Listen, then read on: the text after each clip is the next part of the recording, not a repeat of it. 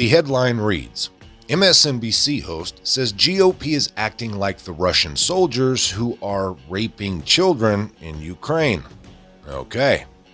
It's not really shocking from this network. In fact, the only thing shocking about this unhinged segment is how long it took for one of these desperate, hateful idiots to make this comparison. These people are tried and true Nazis, saying anything to keep the flow of fear and anger running through their low IQ audience. I've said this many times. MSNBC's only function is to keep liberal blood boiling and support their fragile moral superiority complex. Other than that, there really is no use for this network, since it's a pile of hot garbage, but you already know that. Nothing screams desperation more than what Nicole Wallace just said about the culture war and the GOP. These people are losing it. The old war on women narrative isn't working because there's an internal debate amongst feminists regarding these transgender things the left created. I mean, liberal America can't even define a woman at this point, mostly over fears of expulsion from the woke clan. That's kind of a problem. Here's the clip. Because you and I even fall into a tradition of our profession of focusing on what works.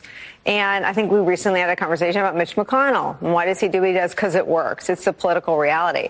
And I worry that in covering Glenn Youngkin and his politics of parental choice, all the focus was on how well it worked. And even in our conversations about DeSantis, it's about how well they're serving him. The truth is, dehumanization as a tactic for politics is from war. Dehumanization is a tactic. It's being used right now. The Russians get their soldiers to rape children by dehumanizing them. Dehumanization as a practice is a tactic of war. It's being deployed in our politics, and people like you and I sometimes lose the plot and admire its effectiveness, not its substance, but even the analysis of these tactics loses sight of what this speech brings us back to, which is that dehumanization has a cost right now, as it's being deployed. There are children, and Chasten Buttigieg made this point when Don't Ask, Don't Tell was introduced. Kids will die. How do we bring it back to the substance of the harm that is done by any strategy in war and politics of dehumanizing people? Just fascinating. Oh, where to begin? Not that anything the GOP is doing is dehumanizing, but let's look at a few examples of the cornucopia of ways the left dehumanizes the right. Just pick a political talking point. How about COVID, or lockdowns, or the border? I mean, we all know the left ushers illegals in, not giving two shits about them past that line in the sand, just looking forward to them voting for free shit moving forward. And if we're honest, pretty much everything about rationalizing abortion is dehumanizing, now isn't it? I mean, even inflation. Let's look at printing money endlessly. Dollar value goes down, placing many more millions of people into poverty, creating suffering, and yes, death. You see, Grandma can't get those expensive meds when you're barely keeping food on the table. Anyways, the list goes on and on.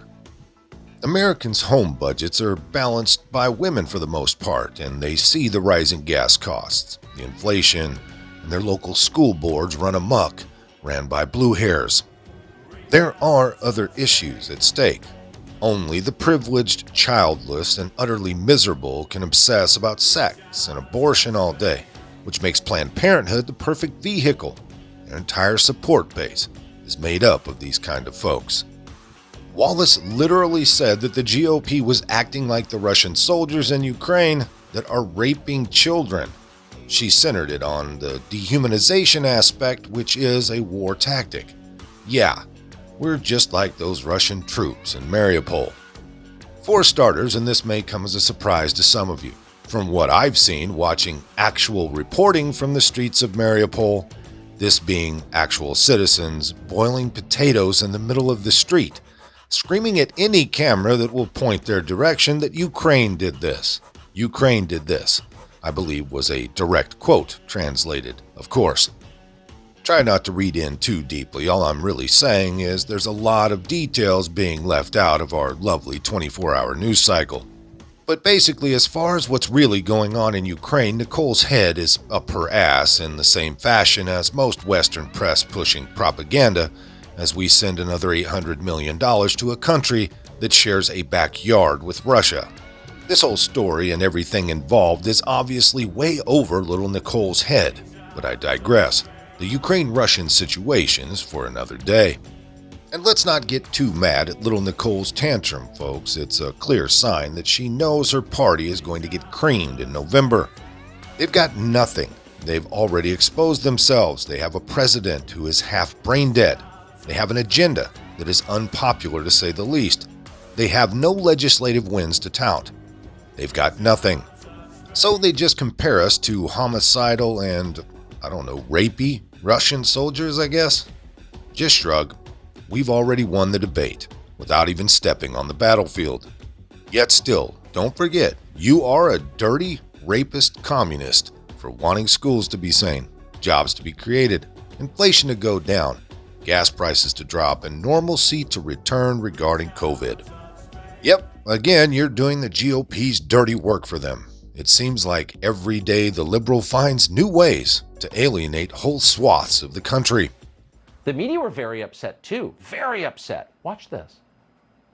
If Ron DeSantis could pass an anti-Muslim bill for the state of Florida, he would. If he could pass an anti-CRT, if he could say it's illegal to say you're black, I'm pretty sure the guy would try it. I mean, look, DeSantis this is a playbook out of Putin, and we saw where this goes. It's very Soviet, and it's weird how Republicans, they keep tacking back to the old Soviet Union, and they seem to want to mimic the things that the new Soviet Union, meaning Vladimir Putin, is doing. And even in our conversations about DeSantis, it's about how well they're serving him. The truth is, dehumanization as a tactic for politics is from war. Dehumanization is a tactic. It's being used right now. The Russians get their soldiers to rape children by dehumanizing them. Dehumanization as a practice is a tactic of war. So just to be clear, and by the way, there's clearly some kind of inverse IQ test going on in the hiring department over at MSNBC. But here are the new rules. If you would like a big publicly held corporation to pay its taxes, then you're a child rapist. Obviously, you're a racist. You're like Putin, which means you're a fascist. But you know what else you are? According to Joy Reid, you're a communist. Ron DeSantis is, quote, taking us back to the Soviet Union. You're a communist. Some of this came by way of townhall.com. If you liked it, hit that like button. Subscribe if you haven't. Leave a comment down below. There's a PayPal link in the description box, so please put $1 in the bucket on the way out the door. I'd like to thank everyone for all your donations. They're much needed and much appreciated. Now, with all that being said, we'll see you next time. Come on, move. Move. Easy, easy.